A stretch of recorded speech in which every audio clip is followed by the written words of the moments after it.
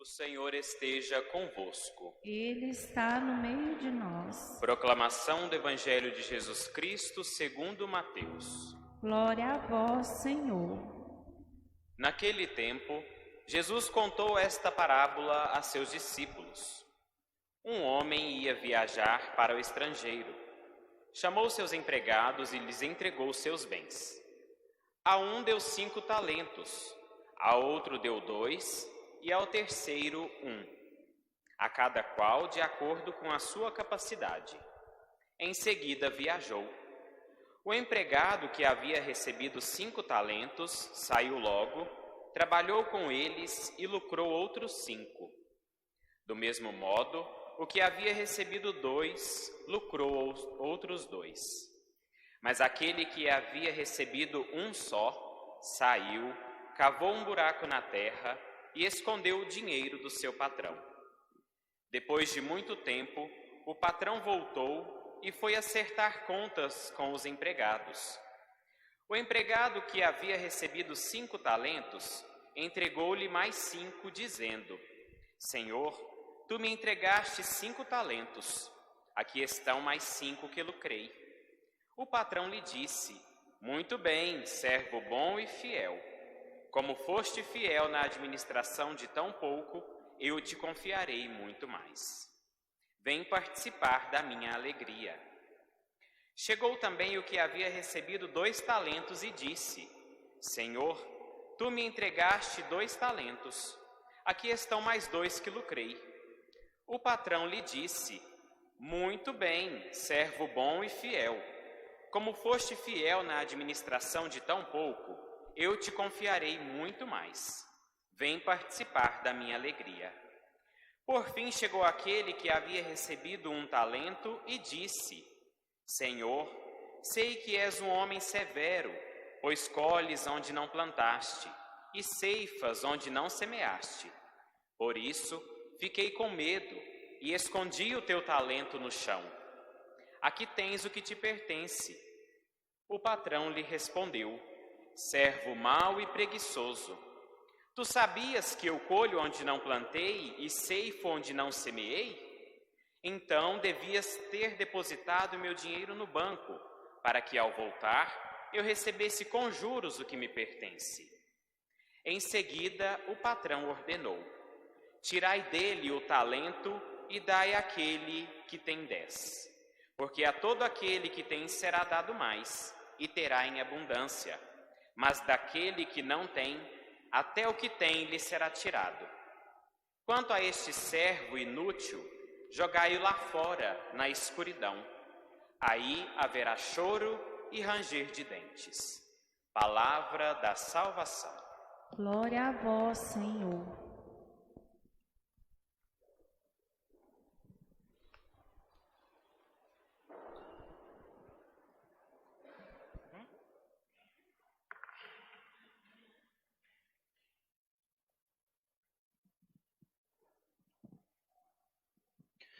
Meus irmãos, minhas irmãs, você também que nos acompanha por nosso canal no YouTube ou pela Rádio América, sempre desconfiem de um padre que senta, quer dizer que ele vai falar muito. Na verdade não, é só uma necessidade mesmo, por enquanto. Bom, medo. Quem nunca sentiu medo? Eu imagino que todos nós já tenhamos sentido em algum momento da nossa vida não pouco, mas muito medo. Medo do novo e de todas as possibilidades que a novidade apresenta e abre. Medo, muitas vezes, de circunstâncias e realidades para as quais a gente não tem muitas convicções, muitas certezas. Medo porque a vida não é cheia de garantias. Muito pelo contrário, muitas vezes o que a gente experimenta é falta de garantias. A gente não sabe se aquele projeto vai render os frutos que a gente queria. A gente não sabe se aquela escolha que a gente vai fazer vai ser a escolha mais acertada. A gente não sabe se a gente vai se machucar ou se ferir, se resolver se envolver com alguém. Enfim, Todos nós já experimentamos medo. E graças ao medo, nós estamos aqui. É por causa do medo que a gente olha para um lado e para o outro da rua antes de atravessar. É um medo que faz o nosso cérebro ficar em estado de alerta e a gente se preparar para fugir quando é necessário, ou para lutar quando é preciso. É por causa do medo que a nossa espécie se salvou. Não fosse o medo, e talvez os nossos ancestrais não tivessem sobrevivido à caça. O medo é fundamental.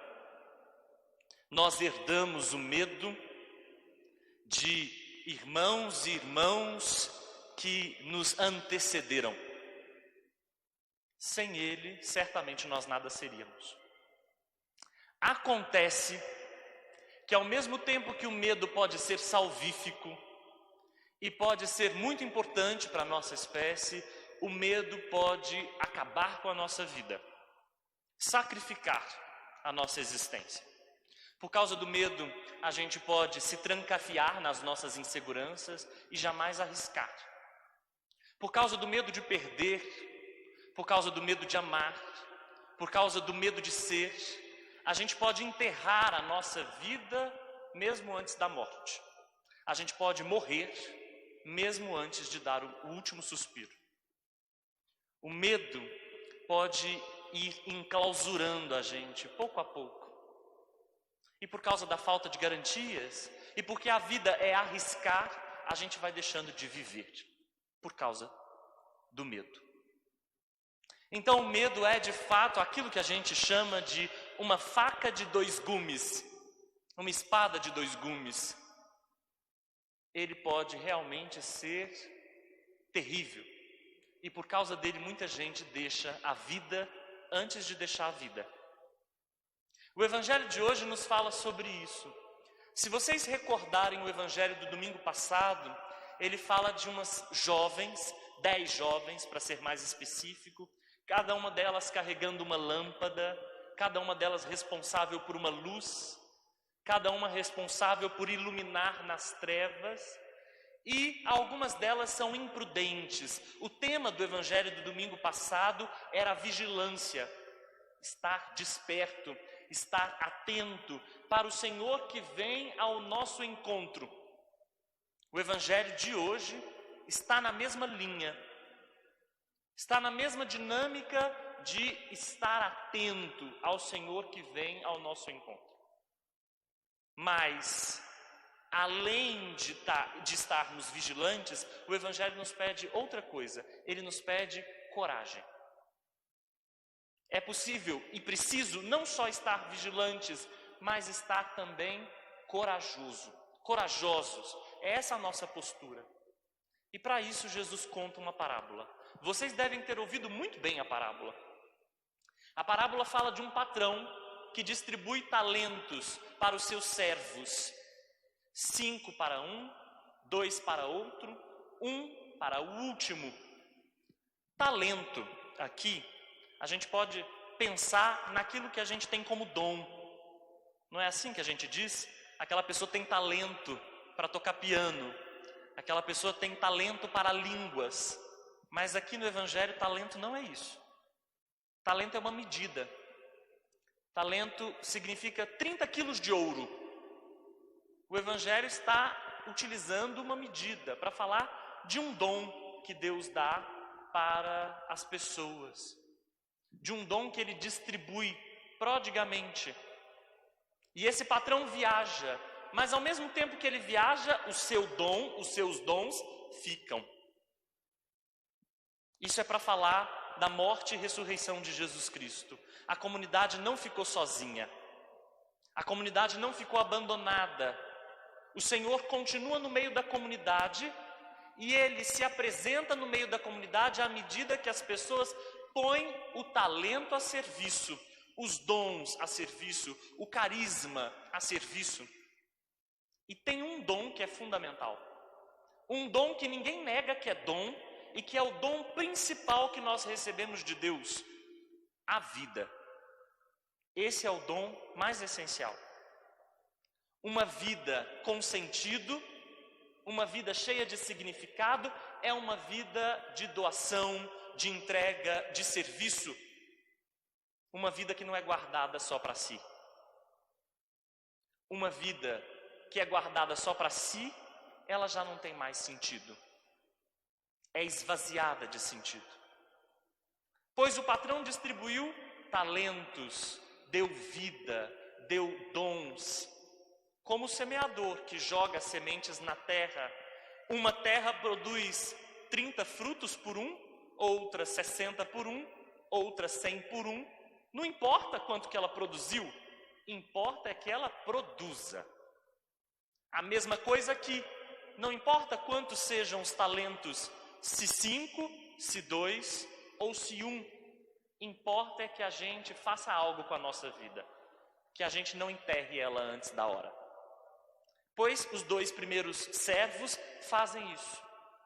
Eles investem a vida, se lançam, se arriscam. Eles se dão, se doam. E é isso que significa dizer que eles produziram lucro. O que tinha 5 produziu mais 5, o que tinha 2 produziu mais 2. Mas o personagem principal desse evangelho é alguém que não produz nada. É alguém que, por causa do medo, porque entende o patrão como alguém severo, que ceifa onde não planta, que colhe onde não semeia, faz o quê? Enterra o talento. É o sinônimo daqueles que, por causa do medo, não se lançam. Que por causa do terror, não vivem. Que por causa do medo, não servem, não se entregam. Guardam a própria vida, querendo salvá-la, mas acabam perdendo-a. E isso é gravíssimo. Quando o patrão retorna, nós não temos aqui agora um patrão que vai fazer a contabilidade dos frutos. Mas nós temos um Senhor que está preocupado com que a nossa vida seja razão de alegria, cheia de sentido. A comunidade de fé estava desanimada na época que Mateus escreveu esse evangelho. O Senhor tinha morrido, ressuscitado, eles esperavam que ele voltasse, ele não voltava nunca, eles estavam desanimando, perdendo as esperanças. E o evangelista quer mostrar o seguinte: é preciso viver com coragem, é preciso evitar o desânimo. O Senhor não vai vir só no final, o Senhor já continua presente na nossa vida. A mesma coisa vale para a gente.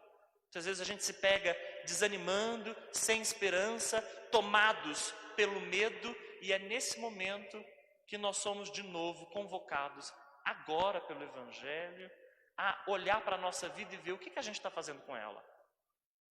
Talvez a gente também esteja enterrando.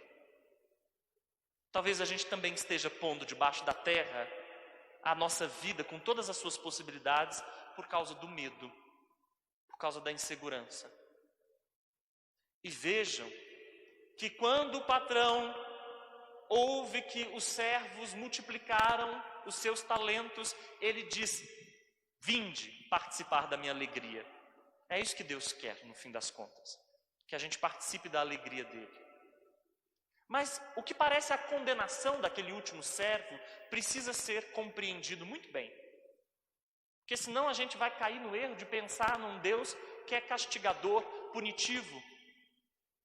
Ora, o que sobra para alguém que enterrou a vida antes de morrer? Se não reconhecer mais cedo ou mais tarde, num banquete de consequências, que a sua vida se tornou escuridão, choro e ranger de dentes. No fundo, esse desespero não é um castigo do patrão, mas uma consequência das escolhas que essas pessoas amedrontadas fazem, enterrando a própria vida antes da morte. No fundo, essa é a consequência, uma perdidura completa, depois que a gente foi perdendo a força, o sonho, a coragem. Quando a gente foi perdendo a criatividade, a espontaneidade. E o nosso grave risco é perder tudo isso. Eu tenho um amigo que diz assim que quando a gente cresce, a gente vai juntando medo. E é verdade. Olhem para as crianças, por exemplo. Tem muito medo, não. Agora olhem para a gente, adultos, vou me colocar aqui como adulto. Adultos, e já estou idoso no caso. Adultos, idosos, olhem para a gente. Nós ajuntamos medos durante uma vida. E esses medos vão minando a nossa criatividade, a nossa espontaneidade, vão minando a nossa coragem de viver e vão fazendo a nossa vida ficando sem colorido e ficando sem sentido mesmo, na escuridão. E experimentamos, portanto, o desespero do choro e do ranger de dentes, porque a gente olha para o quanto de possibilidades existem que nós lançamos fora por medo de arriscar. Porque não tínhamos garantias. Alguém poderá dizer assim: ora, padre, mas ele tinha apenas um talento. É difícil arriscar só um talento. Se ele tivesse mais, talvez ele pudesse ter arriscado. Ora, nós também não temos uma vida só? Nós também não temos um só coração? Uma só liberdade? Há quem diga por aí que nós temos várias vidas, que nós podemos voltar o conta-giros do nosso relógio. Não é verdade. E isso põe todo o peso na nossa liberdade, nas nossas escolhas, com o que a gente faz com a nossa vida. A gente não pode amaciar isso. Nós temos uma responsabilidade grave para esse dom, para esse talento que a gente recebeu, que é a nossa própria existência. Esse evangelho também faz questionar as figuras de Deus. Tem gente que se relaciona com Deus como se Deus fosse aquele que cobra no final das contas. Olhem o que Deus fez com os 2 servos. Um produziu o dobro de 5, o outro produziu o dobro de 2. Ele elogiou mais o que multiplicou de 5? Não. Então não é um Deus que está atrás de ficar olhando os nossos acertos e os nossos erros para recompensar. A gente muitas vezes se relaciona com Deus assim, porque a gente espera recompensa, porque a gente espera o pagamento. O que a gente tem que fazer com a nossa vida é porque a vida é graça. E ela vai ter mais significado quanto mais ela for dada, quanto mais ela for doada. Não é em busca de recompensas. A segunda imagem de Deus que tem nesse evangelho é a imagem de um Deus assustador. Eu sabia que o Senhor era severo, por isso eu escondi o meu talento. Quantas pessoas vivem com essa imagem de Deus? Vivem uma religião assim, do temor e do tremor. Uma religião assustada em relação a Deus. O Deus que elas cultuam não permite que elas sejam, não permite que elas amem, não permite que elas tenham a coragem da verdade, de arrancar as máscaras, de serem espontâneas e expressivas. Não, o Deus delas é um Deus severo, um Deus aterrorizante. Eu acho muito bonito ainda notar que quando o patrão chega para esse servo, ele nem repete que ele é severo, nem isso ele considera. Ele pergunta logo: você sabia que eu ceifava onde não semeei? E plantava e colhia onde não plantei? É só essa a pergunta dele. É uma pergunta que questiona a imagem desse servo. É assim que você me pensa? É assim que você acredita em mim? A conclusão do evangelho parece fatal. Parece dizer assim, que quem tem muito, terá mais. E quem não tem nada, até do que tem, vai ser tirado. Até do que não tem, melhor dizendo, vai ser tirado. A gente pode pôr ao lado disso uma outra frase do evangelho, para a gente entender essa conclusão fatal. Quem quiser guardar a própria vida, vai perdê-la. Mas quem doar e entregar a sua vida, vai ganhá-la. O que sobra para quem guardou a própria vida nos medos, trancafiada no susto e no terror, é só terror. O que sobra para quem se entregou, se doou, é encontrar mais vida e mais sentido. Por certo, a gente sabe muito bem que há riscos. A gente sabe muito bem que a gente pode quebrar a cara. A gente sabe muito bem que a gente pode se machucar, ferir o nosso coração, chorar um pouco quando a gente corre alguns riscos. Mas quem erra, tentou ao menos.